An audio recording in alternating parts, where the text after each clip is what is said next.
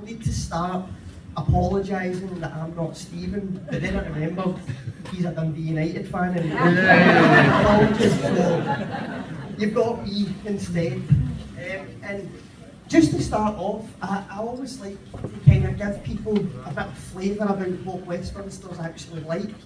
And I remember, I mean, you'll see it yourself on the telly, you've got those doorkeepers with the white bow ties and the long tailcoat jackets, you know, and their security, they look after us all, they clean up whenever there's any mess or any hassle. You know, they're basically really well-dressed jammies, right? And they're fantastic people, they really are. And I remember when I first got there, standing beside one of them and going, that's some pretty good gear you've got on there. Where'd you get that?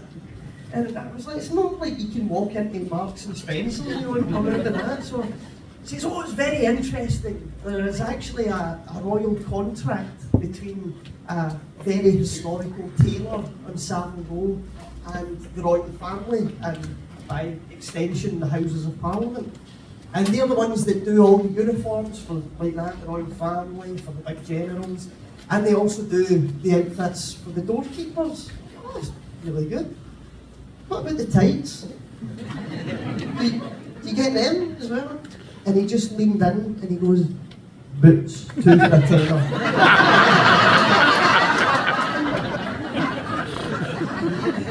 And they also wear these gold medallions. Well, they're actually solid silver from the time of Queen Victoria. So who knows where they're stolen from.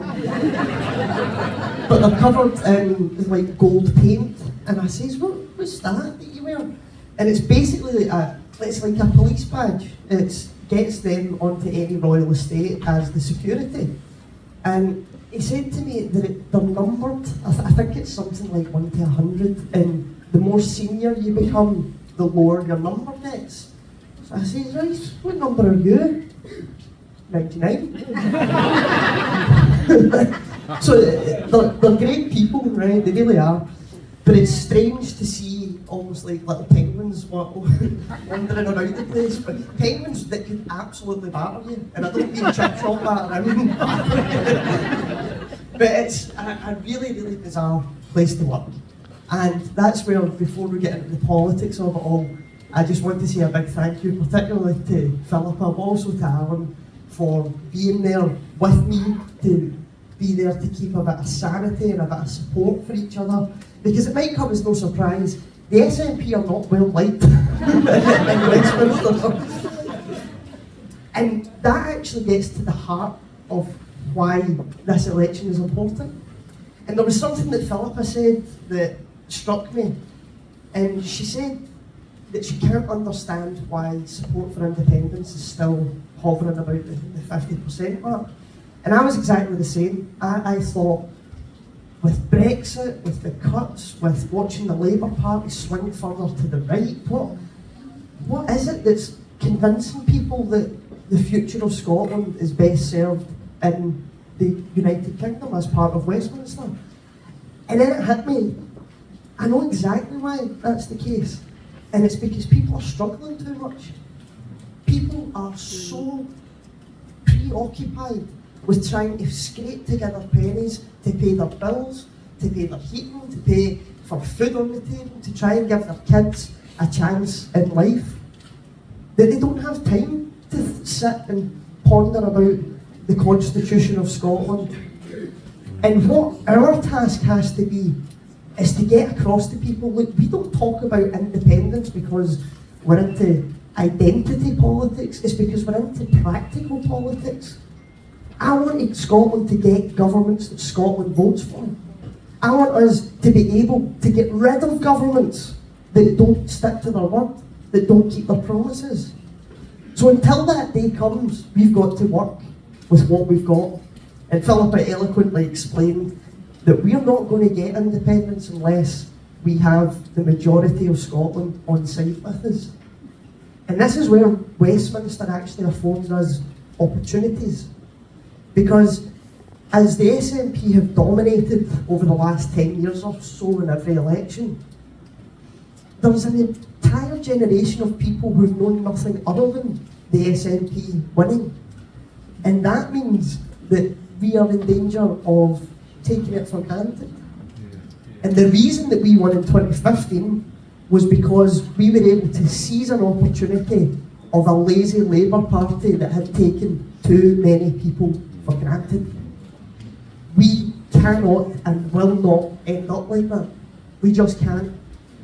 And the one thing that is absolutely certain is that if you believe in independence, if we do not get a majority of SNP MPs back to Westminster, it's off the table for God knows how long. Because the one thing, the one sticking in their craw is that the SNP are constantly there banging on about Scotland. And I used to think that, you know, Westminster's out to get Scotland, they deliberately do things, they undermine us, there's a sentiment of anti-Scottish. And then I got down there and I realised, no, it's not. They just don't give a toss about us. They don't have to. They don't have to, because such as the arithmetic of Westminster, when Scotland has 59 MPs, the City of London has 72. So we're in a situation where the second largest country in this nation of so-called equals can and is regularly outvoted by one city. That is not a democratic union. That is not something that serves Scotland. And to make matters worse, in this coming election, they've cut the number of seats in Scotland. So bit by bit, they are eroding our ability to represent ourselves. And if we look to the Scottish Parliament with things like the Internal Market Bill and watching Alistair Jack pontificate about how the UK government are going to build nuclear stations and all the rest of it in Scotland, despite the fact that nobody in Scotland wants that. The reason that they feel able to do that is because they have nothing stopping them. That's where we come in. Because if we can educate people enough, if we can point out to people, look, this is how Westminster directly impacts your life. This is your food prices. This is the price of petrol, the price of energy. Scotland is one of the most energy-rich countries in the world. I remember with the Scottish Affairs Committee, we went up to Orkney and we were sitting in a panel, an evidence session, and we had all these experts, and I said to one of them, look, forgive me for sounding daft here, but can you explain in layman terms what is the potential of Scotland? If we had proper investment, if we were able to really hone in and, I suppose, reach our potential in terms of our energy, what would that look like? And the guy says to me, well, if we had the proper investment, Scotland, with wind and tidal energy alone, would be able to supply energy, not just electricity, energy, for over half of the whole of the UK. And I've always wondered, if Scotland's such an irrelevance to everyone at Westminster, why the hell do they want to keep us? There's an answer.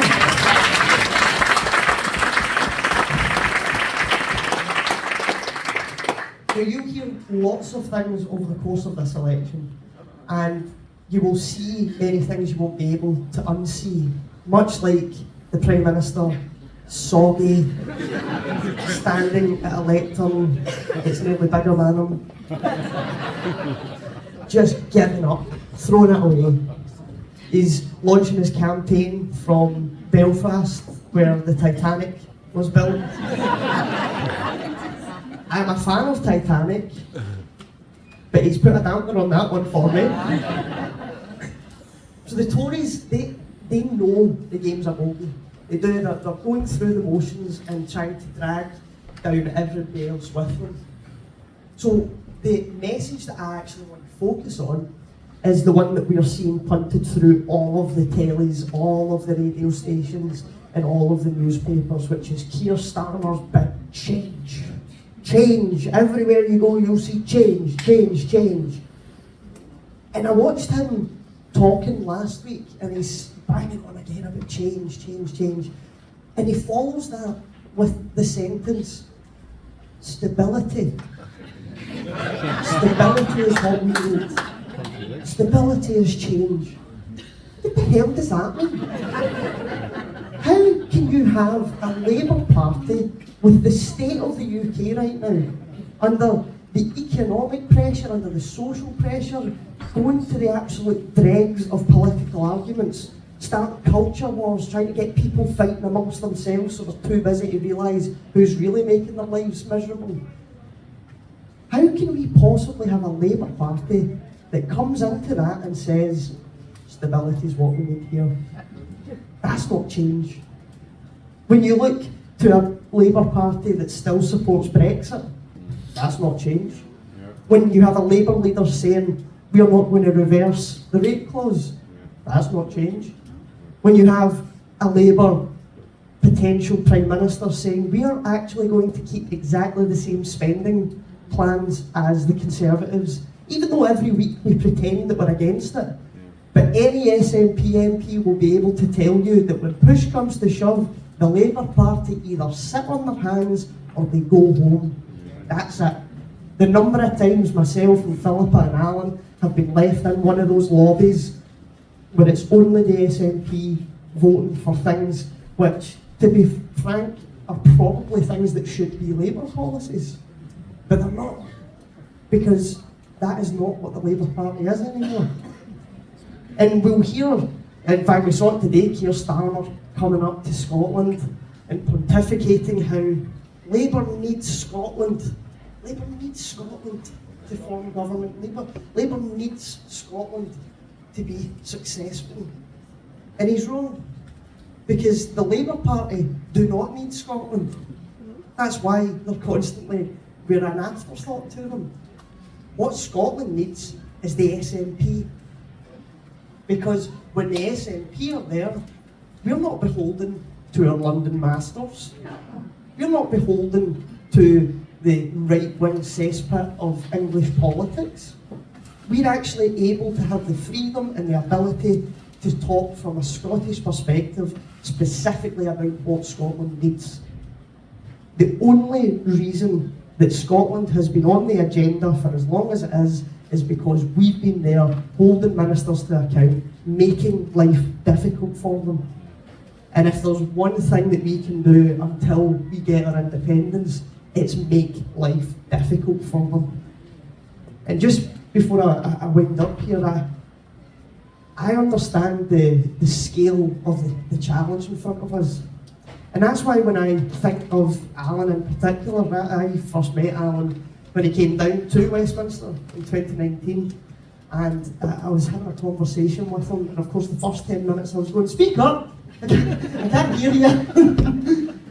But he is one of the kindest, gentle giants I have ever met, ever.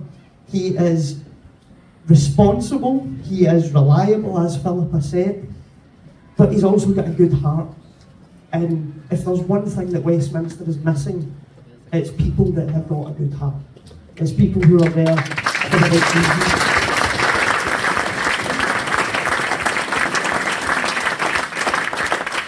But do not be fooled by this gentle giant, because he is also the most forensic brain I've come across, not just in politics, but in life. And watching him absolutely skewer Boris Johnson on the committee, as Philippa says, he didn't just raise everybody else's esteem of him, but he also had the likes of Harriet Harman telling him, by the way, that was really good. We'll get him back, he's properly effective here. And that isn't really heard of in Westminster at all. So if we are going to be successful, we need to have people like Allan elected. And that's where all of you come in. Because the SNP has had its issues, nobody can deny that.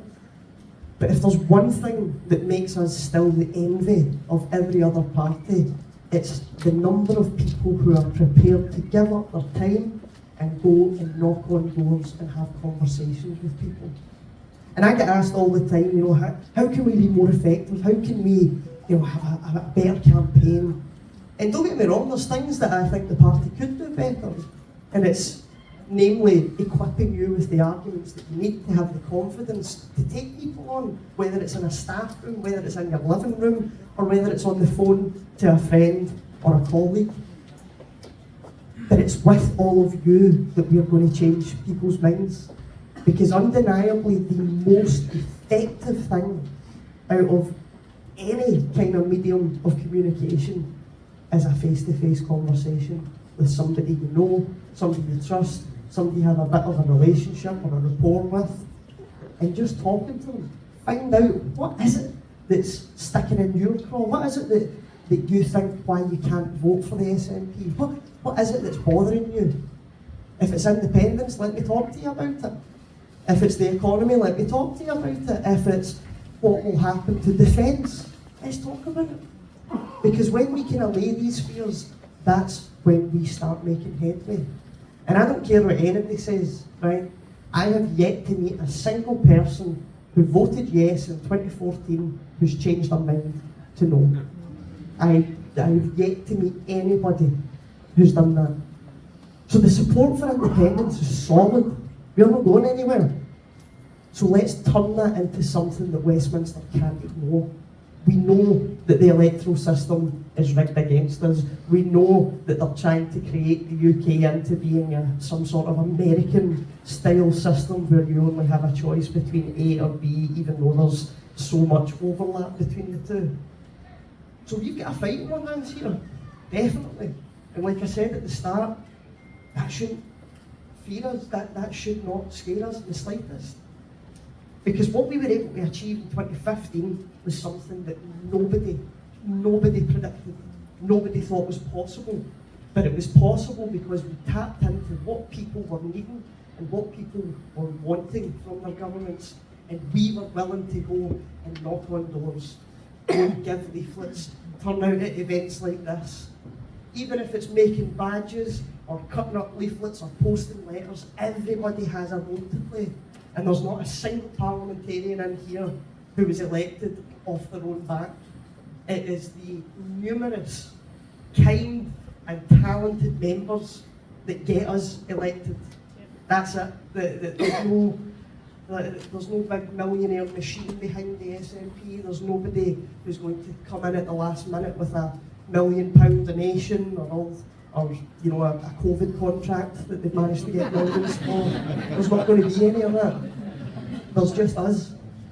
And we are one of the most effective electoral machines that there is.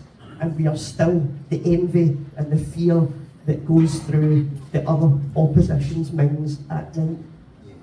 So even though we're up against it, and even though it feels like everything is against us, even though it might seem like a colossal task, taking on the British establishment yet again, I just want everyone to pause, to reflect when it feels too much, and to remember they also get their tights for boots. We are every bit as good as they are, and it's with their hard work that we're going to get Allan re-elected, and we're going to get SNP re-elected down to Westminster, and we will get our independence. So thank you very much.